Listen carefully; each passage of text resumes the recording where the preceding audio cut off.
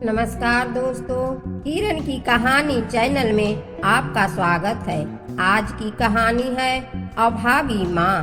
पति कमलेश जी के जाने के बाद सभी बेटे और बहुएं करीब 1 घंटे से माँ के कमरे के बाहर ही एक दूसरे पर अपना गुस्सा निकाल रहे थे। बहस हो रही थी कि अब माँ को अस्पताल ले जाना है या नहीं, और ले जाया जाएगा तो खर्चा कौन उठाएगा। माँ की तबीयत की किसी को परवाह नहीं थी। पिता के जाने के बाद तीनों भाइयों में मकान को बेचने की बातें हो रही। बड़ा बेटा विनोद कहता है, पिताजी तो चले गए, अब इस मकान का क्या करना है। तभी मझला बेटा सुबोध कहता है, आप बताइए, आपने क्या सोचा है। बड़ा बेटा कहता है, पिताजी बहुत समय से बीमार थे, अपने इलाज के लिए उन्होंने काफी कर्जा भी ले लिया है, इसलिए इस मकान को बेचकर कर्जे को निपटा देते हैं और जो पैसे बचेंगे उनको हम आपस में बांट लेंगे। तभी सबसे छोटा बेटा दिनेश कहता है, और माँ कहाँ रहेगी, यह सोचा है।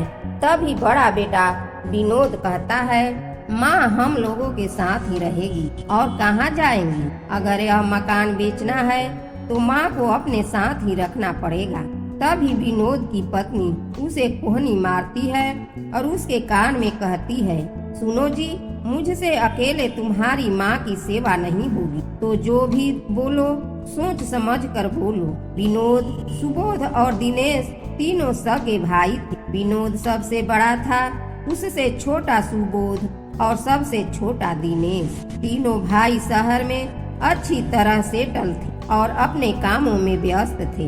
आज पिताजी के गुजर जाने के बाद तीनों भाई अपने गांव आए थे। पति के गुजर जाने के सदमे में मालती जी ने बिस्तर पकड़ ली, सदमे को बर्दाश्त नहीं की और बेटे अपने पुश्तैनी मकान को बेचने की बातें कर रहे। तीनों ने मकान को बेचने का फैसला ले लिया था, लेकिन अब सवाल माँ को रखने का था।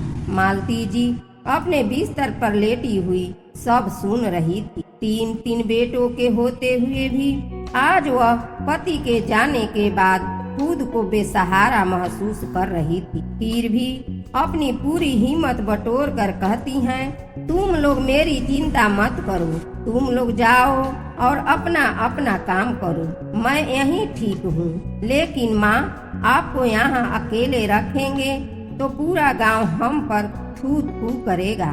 नहीं भैया, कुछ तो सोचना पड़ेगा। हम लोग माँ को ऐसे यहाँ नहीं छोड़ सकते। भैया, आप माँ को अपने साथ ले जाइए। हम सब में से आप सबसे बड़े और ज्यादा संपन्न हैं, तो आप माँ को रख सकते हैं। विनोद की पत्नी कहती है, अच्छा, आज हम संपन्न लग रहे हैं तुम दोनों को। वैसे तो तुम दोनों भाई अपने बड़े भाई को कुछ नहीं समझते और आज बड़े भैया हो गए। देखो भाई, तीनों भाई हैं और तीनों की जिम्मेदारी बराबर की बनती है। आप कहना क्या चाह रही हैं भाभी, साफ साफ कहिए ना। मझला बेटा सुबोध बोला, देखो भाई, साफ साफ बात यह है कि बड़ा भाई ही क्यों अकेले पी, तुम लोग भी अच्छा कमाते हो, तुम्हारी भी घर में बीवी है, तो सेवा का अवसर सबको मिलना चाहिए। इसलिए माँ जी 1 महीने तीनों भाइयों के घर में रहेंगी। तीनों भाइयों को यह बात जम जाती है। मालती जी यह सब देख और सुन रही थी। यहाँ उनके बेटों के भी उनका बंटवारा हो रहा था, वह भी बिना उनकी मर्जी के। तीनों भाई अपने पुश्तैनी मकान को बेच देते हैं और माँ को लेकर शहर आ जाते हैं। मालती जी भी बुढ़ापे में 2 रोटी सुख की सोच उनके साथ आ गई, लेकिन बेटों को अपनी माँ केवल एक एक्स्ट्रा सामान की तरह लग रही थी। मालती जी यह सोचकर खुश थी कि चलो अब बेटों का सुख मिलेगा, परंतु उनकी सारी उम्मीदों पर पानी फिर गया। ससुर के जाते ही बड़ी बहू ने उन पर हुक्म चलाना शुरू कर दिया।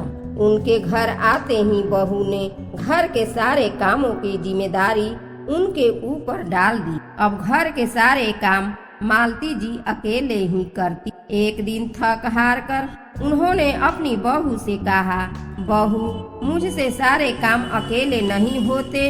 अगर तुम मेरा साथ नहीं दे सकती तो किसी को मेरा साथ बढ़ाने के लिए हाथ बढ़ाने के लिए ही रख लो। मालती जी का इतना कहना था कि बहू दहाड़ मारकर चिल्लाने लगी, क्या मतलब है आपका कि हाथ बढ़ाने के लिए किसी को रख लो? क्या नौकर रखने में पैसे खर्च नहीं होते? कौन देगा नौकर के पैसे? आप दोगे क्या? जिसके पास फूटी कौड़ी नहीं है, मुफ्त की रोटियां खाने की आदत है आपको, वह यहाँ नहीं चलेगा। चुपचाप सारे काम करो। बहू की मिर्ची समान बातें सुनकर मालती जी अवाक रह गईं। दिन रात वह काम में लगी रहती थी, लेकिन कोई यह बोलने वाला नहीं था कि माँ आप थक गई होंगी, थोड़ा आराम कर लो। कितनी ही बार विनोद की पत्नी विनोद के सामने ही मालती जी का अपमान कर देती थी, लेकिन बेटे के मुंह से एक शब्द नहीं निकलता था। मालती जी मन ही मन सोचती, इन बच्चों के लिए हमने क्या नहीं किया और आज ये ऐसे दिन दिखा रहे हैं। मालती जी को याद आ रहा था कि जब तीनों बेटे छोटे थे तो कैसे उन्होंने और उनके पति ने उनकी हर छोटी बड़ी चीज का ख्याल रखा। बच्चों को अच्छी शिक्षा देने के लिए उन्होंने अपने गहने तक बेच दिए थे। तब जाकर उनके तीनों बेटे शहर में अपने पैर जमा पाए थे, लेकिन अब तीनों इतने बड़े हो चुके थे कि अपनी जड़ों को ही भूल चुके थे। मालती जी का दिल टूट चुका था, लेकिन मन के किसी कोने में एक आस थी कि मझले बेटे के घर में जरूर उनके जख्मों पर मरहम लगेगा। वक्त बीता और मालती जी के मझले बेटे के घर जाने का समय आ गया। बड़ा बेटा विनोद माँ को मझले बेटे के घर छोड़ने जाता है। यहाँ आते ही मालती जी का विश्वास चकनाचूर हो जाता है। मझले बेटे की बहू भी बड़ी बहू से कुछ कम नहीं थी। छोटी बहू ने तो एक छोटे से कमरे में उनकी चरपाई लगवाई थी और उनके कमरे से बाहर न निकलने की सख्त पाबंदी लगाकर कहा था, माँ जी आपका कमरा यहाँ है, जितना कम इस कमरे से बाहर निकलो उतना आपके लिए और मेरे लिए ठीक होगा। क्योंकि घर पर अक्सर उसकी सहेलियों की किट्टी पार्टी चलती थी, इसलिए उन्हें बाहर आने से मझली बहू मना करती थी। एक दिन जब घर में बहू की किट्टी पार्टी चल रही थी, उसी दिन मालती जी को उनके सबसे छोटे बेटे के घर जाना था। वह उन्हें लेने आया हुआ था। उसी के साथ जाने की तैयारियों में मालती जी लगी और गलती से बहू की सहेलियों के सामने से होकर गुजर जाती हैं। उस समय तो बहू कुछ नहीं बोली, लेकिन उनके जाने के बाद फट पड़ी, क्या जरूरत थी आपको मेरी सहेलियों के सामने आने? यह तो शुक्र है कि उन लोगों ने आपको घर की नौकरानी समझा। अच्छा हुआ उन्हें यह पता नहीं चला कि आप मेरी सास हैं, वरना क्या इज्जत रह जाती सबकी सामने मेरी। अरे कपड़े देखे हैं अपने?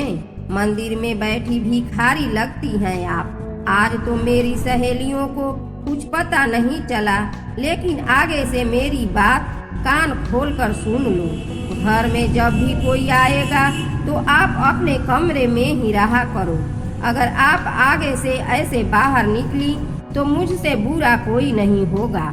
मालती जी सोच रही थी कि दोनों बेटों में से कम कोई तो कुछ बोलेगा। छोटा बेटा दिनेश न सही, लेकिन सुबोध अपनी माँ के लिए अपनी पत्नी के मुंह से ऐसी बातें सुनकर उसे जोरदार फटकार लगाएगा, लेकिन उल्टा वही माँ पर ही बरस पड़ा। माँ, आपको हमारे स्टैंडर्ड का ध्यान रखना चाहिए था। क्या जरूरत है आपको कमरे से बाहर आने की? यहाँ ऐसे कपड़े कोई नहीं पहनता जैसे आप पहनती हैं। अरे घर के नौकर भी आपसे अच्छे कपड़े पहनते हैं। अपने बेटे के मुंह से ऐसी बातें सुनकर मालती जी हक्की बक्की रह गईं। आज उन्हें अपनी परवरिश पर शर्म आ रही थी। उनके मन में आया कि जोर से चिल्लाकर अपने बेटों से कहें, कभी एक साड़ी भी ला कर दी हैं अपनी माँ को? या कभी कुछ पैसे रखे हैं मेरे हाथ में कुछ लेने के लिए? मेरे पास तो जो कुछ भी था वह तुम लोगों की परवरिश में लगा गया। गांव का पुश्तैनी घर भी तुम लोगों ने बेच दिया और उसके पैसे भी आपस में बांट लिए। मुझे अभागी के पास तो अब कुछ नहीं बचा है।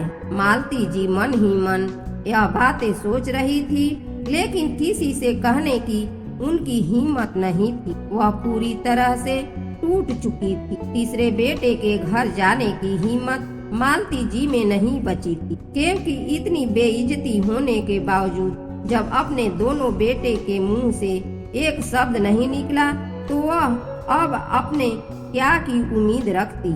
एक आशा थी कि छोटे बेटे दिनेश की, लेकिन अब वह भी खत्म हो चुकी थी। मालती जी को लग रहा था कि अब जीवन में कुछ नहीं बचा है। टूटी मन और तन से वह छोटे बेटे के साथ आ गई। बहू और बेटे के शब्द उनके कानों में गूंज रहे थे। घर आकर वह जाकर सीधे अपने बिस्तर पर लेट जाती हैं। मालती जी को बुखार के साथ साथ उनकी सांसें तेज चलने लगती है, क्योंकि वह इस सदमे को बर्दाश्त नहीं कर पा रही थी। तभी छोटी बहू की आवाज उनके कानों में पड़ती है, बीमारी घर ले आए हो तुम? अरे 2 दिन और वहीं रहने देते न इन्हें। अगर 2 दिन और वहाँ रुक जाती तो कौन सा पहाड़ टूट पड़ता। मालती जी को लग रहा था जैसे किसी ने गर्म लोहा उनके कानों में पिघला दिया हो। बहुएं तो पराई थी, बेटे भी उनके मुंह मोड़ चुके थे। बिस्तर पर लेटी मालती जी सोच रही थी, ना ही बेटे प्यार दे सके और ना ही उचित सम्मान, तो ऐसे जीवन को ढोने का क्या फायदा। ना जाने कितनी बार माँ बाप अपने बच्चों के लिए त्याग करते हैं, लेकिन बच्चों को इसका आभास तक नहीं होता। वह जीवन से हार चुकी थी। अगली सुबह जब बहुत देर तक मालती जी नहीं उठी तो छोटा बेटा उन्हें जगाने जाता है, लेकिन वह आश्चर्यचकित रह जाता है। उसकी माँ हमेशा हमेशा के लिए गहरी नींद में सो चुकी। धन्यवाद दोस्तों। कहानी पसंद आई हो तो कमेंट, लाइक और चैनल को सब्सक्राइब जरूर करिए।